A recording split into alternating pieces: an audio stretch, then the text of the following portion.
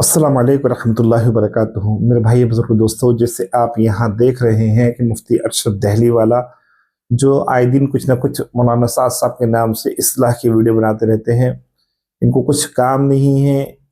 ये शुरा के उलमा में से हैं और कोई कुछ कितना भी कर ले, उनकी इस्लाह कितनी भी का कोशिश तक उसी मुकाम तक पहुँच जाए, वो दावत व तबलीग का काम मौलाना अरशद मदनी साहब ने फरमा दिया है कि दावत व तबलीग का काम अलग है, देवबंद का काम अलग है। बहरहाल इनके मुकाबले में मैं आपको एक और वीडियो लेकर आया हूँ। देवबंद के बड़े आलिम हैं, बहुत बड़े आलिम हैं, उनके जो है वीडियो लेकर आया हूँ मैं। मंजूर मैंगल साहब, उन्होंने क्या फरमाते हैं मौलाना साद साहब के बारे में। इनका इल्म और मंजूर मैंगल साहब का इल्म ज़मीन और आसमान का फ़र्क है। ये सिर्फ अल्फाज में उलझाते हैं और वो साफ साफ बोलते हैं।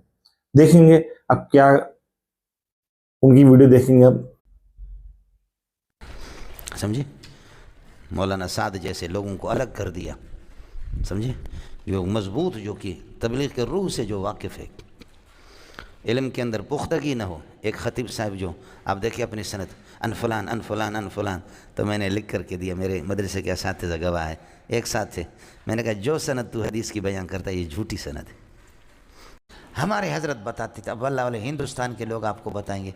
हज़रत अक़दस फरमाते ये मौली हशमत अली, ये गबोल था, समझे, गबोल था, बलोच था, और यह गज़ब का मुनाजिर था, बरेलवी था। तो ये पाकिस्तान में इसके मुकाबिल का कोई नहीं था। तो उस ज़माने में फिर ये पाकिस्तानी लोग गए, हज़रत अक़दस मौलाना मोहम्मद मंजूर नोमानी को हिंदुस्तान से लाया। तो 3 दिन का मुनाजरा हुआ। तो हज़रत ने फरमाया कि मैं आ जाता हूँ, लेकिन मैं 50,000 रुपये आपसे लूँगा। तो उस ज़माने के 50,000 का मतलब ये कि आज के कम अज़ कम 1.5 करोड़, 1.5 करोड़ न बने 1 करोड़ बनते। हज़रत ने ली, हज़रत ने तय किया, बाद में मिले नहीं मिले, तय किया कि मैं आ जाता हूँ इस तरीक़े पर, मैं पैसे ले लूँगा आपसे, समझे। अव्वल आलम ये हज़रत अक़दस मुफ्ती अब्दुल शकूर तिरमिज़ी रहमतुल्लाह अलैह ने सुना है, यानी मैंने किसी किताब में पढ़ा नहीं है, समझे। तो मेरा जी भी चाहता, मुझे कई जगहों में ये लोग मुफ्त ले गए ना, तो मैं भी कहता हूँ करोड़ 1.5 करोड़ तो मुतय्यन करे, समझे। और 50-60 लाख तो क्या करे, 50-60 लाख तो कम अज़ कम, इसलिए कि ये लोग फंसे हुए होते, ऐसे फंस जाते हैं। ये तबलीगी ढेला उठा करके उनको मारो, बोलो, तो वो आपको नहीं मारेगा, आपके पीछे लगे। भाई मैं बदला नहीं ले रहा, मैं आपसे पूछना चाहता हूँ ये ढेला पाक था या पलीत था। अगर ये नापाक था तो मैं अपने कपड़ों को धोऊं, और अगर पाक था तो फिर नमाज़ पढ़ो। ये तबलीगी, लेकिन इन तबलीगियों को कई जगह बरेलवियों ने, अहले हदीसों ने तंग किया, मुझे सब हमें ले गए, समझे। मैं हैरान हो गया कि ये ऐसे तबलीगी लोग, समझे। तो इस वजह से ये तबलीगी भी कहीं फंस जाते हैं, आया समझ नहीं है। तब आ जा, दुबई में मुझे ले गए, समझे, दुबई में ले गए तबलीगी ख़ास लोग, समझे। और इतनी एक बड़ी दाढ़ी थी एक गैर मुक़ल्लिद की, कहते तुम लोग सही हदीसों को नहीं मानते हो, और दाढ़ी हिलती थी, सही हदीसों को नहीं मानते, सही हदीसों को नहीं मानते। मैंने कहा कौन सी सही? कहते वाइल इब्न जुहर की रिवायत, वाइल इब्न हुजुर को वाइल इब्न जुहर कह रहे, जुहर कहते सुराख को, समझिए। मैंने कहा मौलाना खैर तू आलिम है, कहा आलिम। मैंने कहा साहबी को वाइल इब्न जुहर नहीं, जुहर का माना सुराख, पता है किसका सुराख, समझे, तेरे अंदर की कोई सुराख होगी। तो इस तरीके पर यह है कि तू वाइल इब्न हुजुर को कहते वाइल इब्न जुहर, वो जो लोग उस पर हंसे, मेरे रब ने मुनाजरा से हमें बचाए। मैंने कहा जिसका हाल ये है, वाइल इब्न हुजुर को क्या कहते, वाइल इब्न जुहर, समझे। ये उर्दू पढ़ने वाले मुहद्दिस होते हैं, सलीमुल्लाह मुहद्दिस नहीं है, अनवर शाह कश्मीरी मुहद्दिस नहीं है, और ये लोग बहुत बड़े मुहद्दिस होते हैं, समझे। हदीस की इबारत गलत पढ़ने वाले, समझे। अहल हदीस हम लोग हैं, रशीद अहमद गंगोई अहल हदीस है, समझे, रशीद अहमद गंगोई अहल हदीस है, मुफ्ती सईद पालमपुरी अहल हदीस है, सलीमुल्लाह खान अहल हदीस है, सरफराज खान अहल हदीस है। बाकी बाबा का तो क्या कहना, बाबा तो था ही अहल हदीस, अब्दुल्ला दरख्वास्ती रहमतुल्लाह, वो थे ही अहल हदीस, समझे। हदीसों का वाक़तन हाफिज़ था, हाफिज़ुल हदीस था, बहुत बड़े आदमी। अहल हदीस तो ये लोग हैं, समझे। समझ में नहीं आता ये लोग, पाखाने का नाम रखा है लड्डू। मौलाना मदनी बड़े चालाक किस्म का इंसान था, कुर्बान जाऊँ मौलाना मदनी। कहता था कि मुझे जन्नत नहीं चाहिए।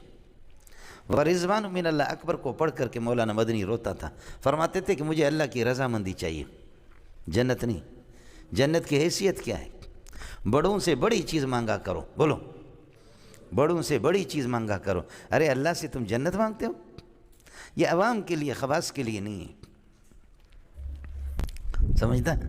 لیکن آپ کو پتہ ہے جب آپ مجھے دعوت دیں گے، جب آپ مجھے دعوت دیں گے، میں آپ کے گھر میں آ جاؤں گا تو میرے جوتے اندر آئیں گے نہیں آئیں گے؟ میرے کپڑے اندر آئیں گے نہیں آئیں گے؟ میری ٹوپی آئے گی نہیں آئے گی؟ میری گھڑی اندر آئے گی نہیں آئے گی؟ آپ کے گھر میں آپ نے گھڑی کو دعوت دی ہے؟ کپڑوں کو دعوت دی ہے؟ ٹوپی کو دعوت دی ہے؟ رومال کو دی ہے؟ نہیں دی ہے۔ آپ نے تو ملزوم کو دعوت دی ہے۔ کس کو؟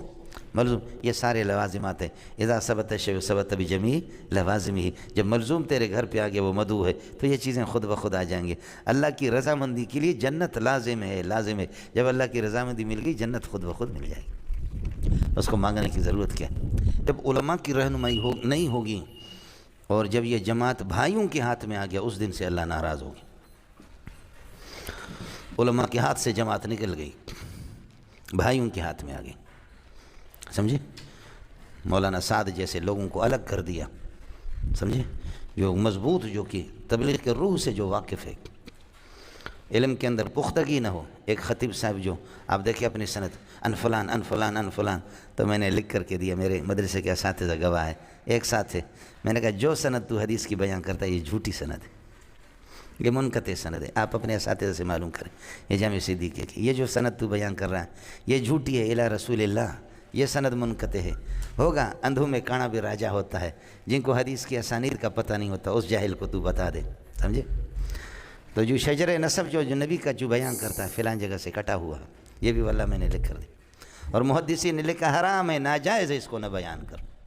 قربان جاؤں اس ذہبی پر، علامہ ذہبی اقوالہ کالذہب مزی، ذہبی روتا ہے کہ اللہ مجھے وہ ذہن دے دے جو اللہ مزی کو دیا۔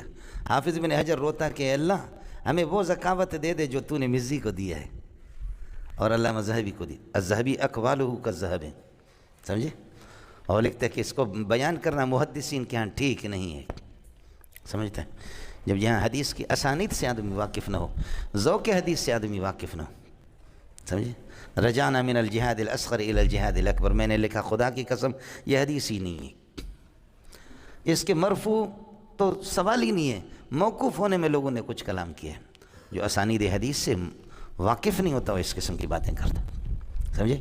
جاہلوں کے سامنے تم لا کر کے ہو گیا مولانا ادخلوا فی السلم۔ اصل بات کو آپ کو عجیب بتا دوں، آپ لوگ بیدار رہو۔ جب ہندوستان میں علماء کے دو حصے ہو گئے، کانگریسی، حضرت مدنی رحمۃ اللہ علیہ یہ لوگ کانگریسی تھے، جیسے جمعیت والے کانگریسی ہیں، دوسرا مسلم لیگی، حضرت اقدس حکیم الامت مسلم لیگی ہو گئے۔ دونوں طرف سے علماء کی دو جماعتیں ہوگی کہ پاکستان الگ ہو یا نہ ہو، کانگریس اور لیگ، بولو کانگریس۔ یہ اختلاف اتنا بڑھ گیا کہ کانگریسی لیگی علماء کو لعنت بھیجتے تھے، لیگی لوگ کانگریسی علماء کو لعنت بھیجنے لگے، عوام نہیں، علماء کو لعنت بھیجنے لگے۔ اللہ تعالی حضرت اقدس مولانا الیاس رحمۃ اللہ علیہ کو غریق رحمت کر دے۔ حضرت نے دیکھا کہ دونوں طرف سے عوام بھی دو جگہ بٹ گئی، لیگ میں اور کانگریس میں، اور جو عوام، جو لیگی عوام ہے وہ کانگریسی علماء کو لعنت بھیجتے، اور کانگریسی عوام وہ لیگی علماء کو لعنت بھیجتے۔ تو حضرت نے 6 نمبروں میں سے حضرت نے چوتھا نمبر مقرر کیا اکرام علماء۔ یہ کیا تھا؟ اکرام، اس میں تعریف ہو کر کے اس کو اکرام علماء کے بجائے کیا کر دیا؟ اس کو اکرام مسلم بنا۔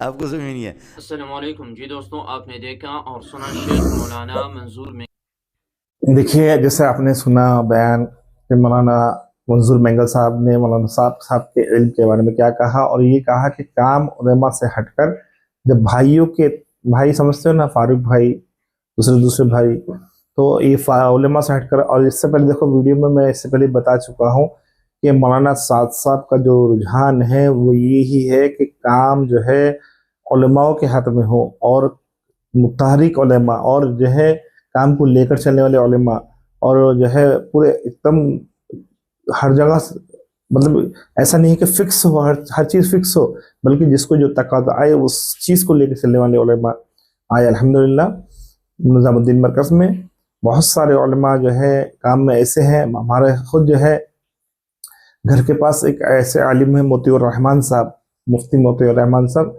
एवरी टाइम तकाजे पे तैयार रहते, एवरी टाइम। निजामुद्दीन मरकज के जो है अकाबिरों में से मतलब उनका शुमार होता है, यानी कि तकाजों पे चलने वाले। तो इस तरह जो है हजरत मौलाना साद साहब के बारे में जो मंजूर मेंगल साहब ने बताया कि मौलाना साद साहब को अलग कर दिया गया, जब काम उलमा से हटकर भाइयों के हाथ में आ जाता है तो फिर बिगाड़ आता है। बहरहाल अगर वीडियो पसंद आई तो लाइक करें, शेयर करें, चैनल को सब्सक्राइब करें। मुफ्ती अरशद जैसे आए, बहुत से चले गए, काम अभी भी बाकी है, चलता रहेगा। अल्लाह हम सबको जो है इस काम पर मौत तक चलने की तौफीक अता फरमाए।